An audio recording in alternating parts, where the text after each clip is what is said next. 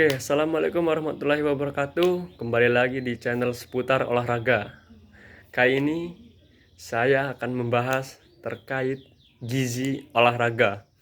Tentunya gizi olahraga ini harus diperhatikan dengan ketat oleh atlet maupun pelatih dan juga penggiat olahraga lainnya, agar hasil dari latihan yang sudah dijalani menjadi maksimal dan juga meningkatkan performa dan prestasi para atlet. Oke, yang pertama kita membahas tentang pengertian gizi olahraga.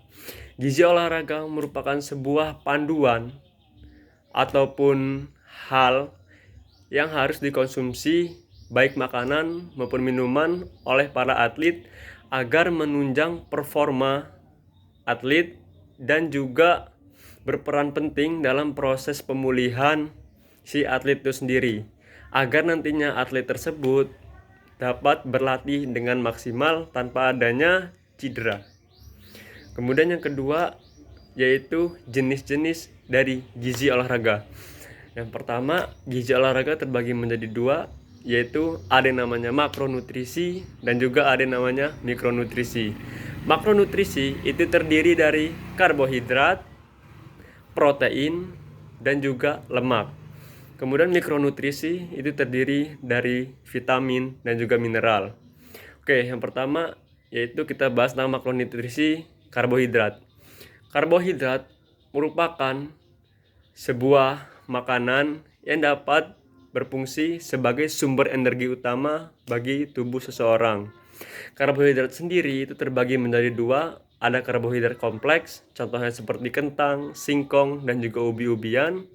Dan juga ada karbohidrat simpleks seperti tepung dan juga beras.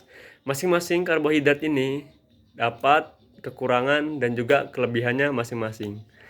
Kemudian yang kedua itu ada protein. Protein dapat digunakan untuk proses pemulihan ataupun pengganti jaringan yang rusak setelah latihan dan juga dapat mempertambah massa otot atlet. Tentunya protein sangat harus diperhatikan dalam proses latihan. Protein sendiri itu ada dua, itu protein hewani ataupun protein yang berasal dari hewan, contohnya seperti daging-dagingan dan juga telur. Kemudian ada protein nabati seperti tempe, kedelai, tahu, dan produk kacang-kacangan olahan kedelai lainnya. Kemudian yang ketiga yaitu ada lemak. Lemak sendiri itu berperan untuk memberikan ataupun sumber energi cadangan setelah karbohidrat ataupun kalori yang dikonsumsi manusia telah habis.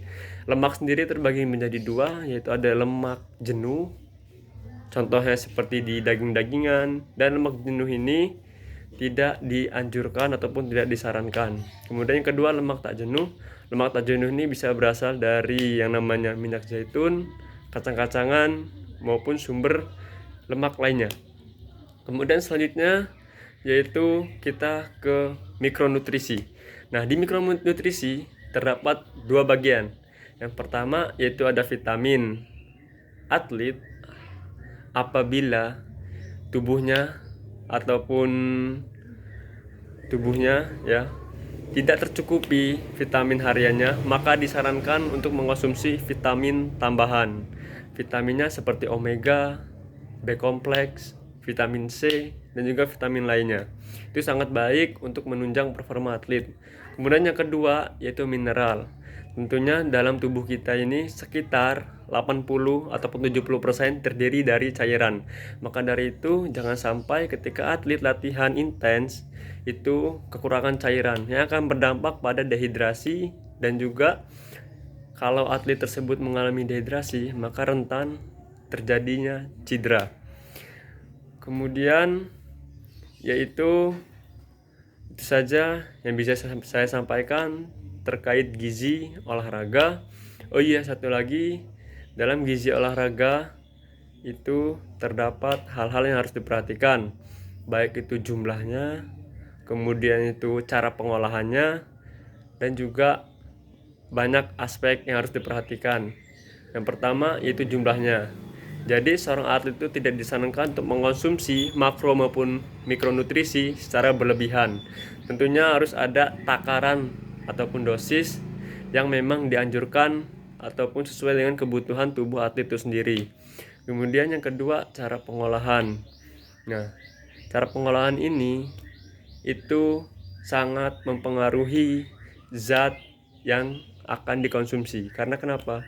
Karena cara pengolahan itu yang baik maka akan menimbulkan dampak yang baik. Contohnya seperti direbus, itu sangat baik ataupun sangat dianjurkan, dan sangat tidak dianjurkan atlet itu mengonsumsi makanan yang diolahnya dengan cara digoreng, karena dapat membuat tubuh atlet tersebut menjadi berat, sulit konsentrasi, dan juga mudah ngantuk.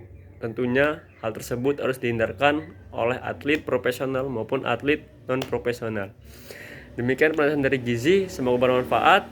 Assalamualaikum warahmatullahi wabarakatuh. Sampai jumpa kembali.